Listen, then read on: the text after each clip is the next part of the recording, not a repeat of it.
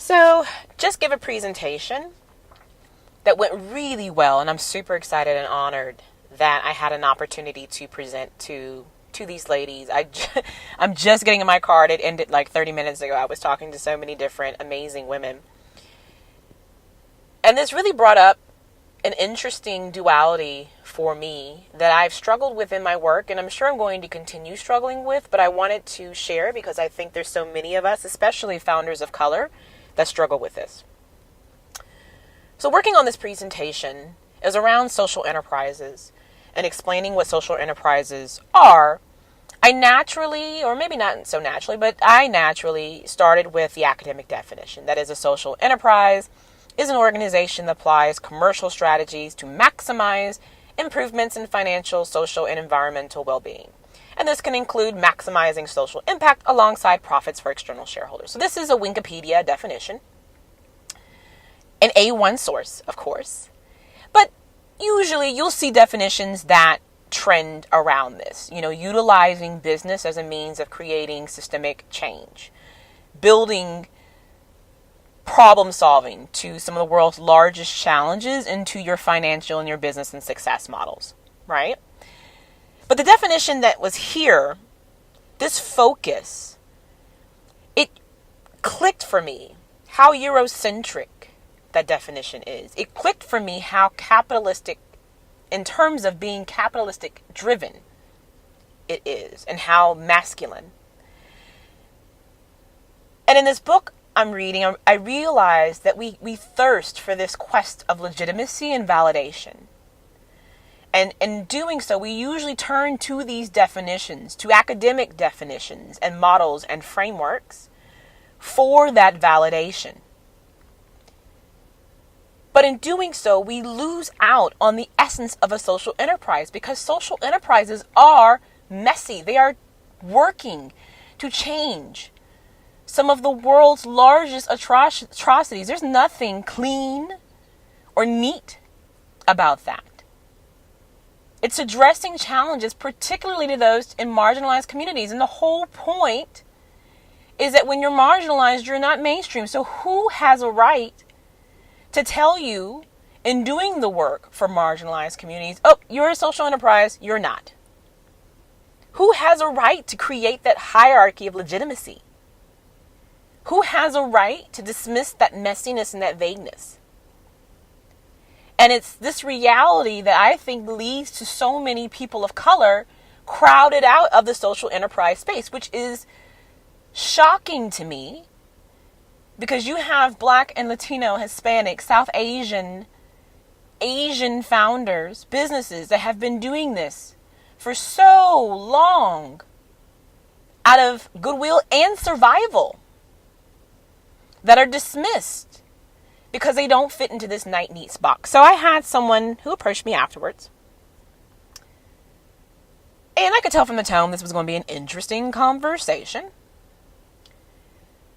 And she basically intimated, well, if you're not working with the people, the gajillion dollar businesses, the ones who aren't so focused on this, if you're not working with them, then you're not intent on improvement. You're not intent on change in the whole concept of sustainability.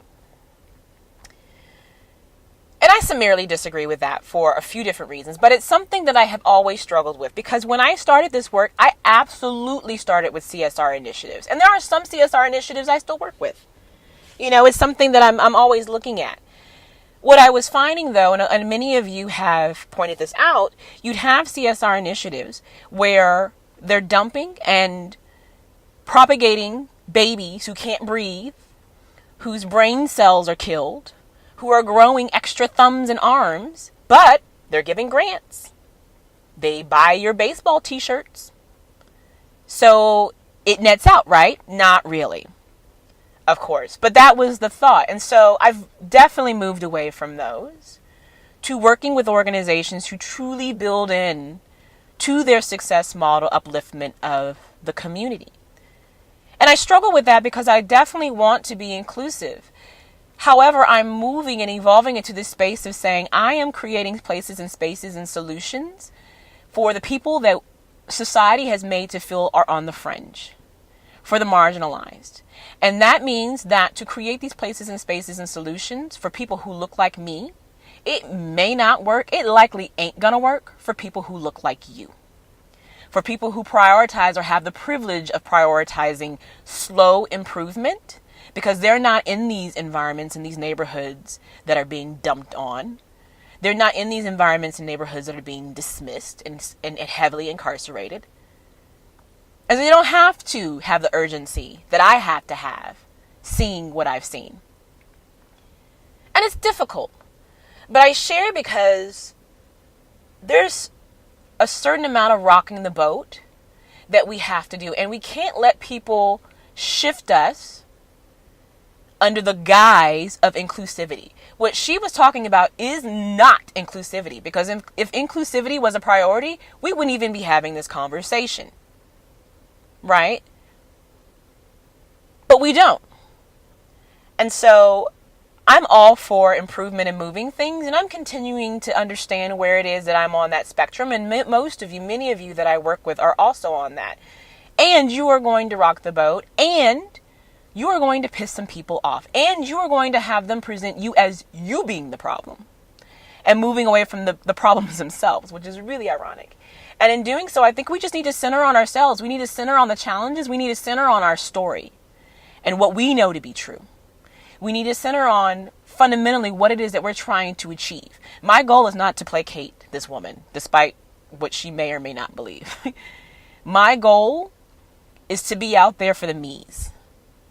My goal is to create the space for the me's. The young women of color who don't necessarily have the avenues or the connections to do the work that I have done. And so as long as I'm accomplishing that goal, I'm doing what I need to do. And it may not involve me working with that gajillion-dollar company. And maybe that's something I'm missing out on. Who knows? I am okay with that.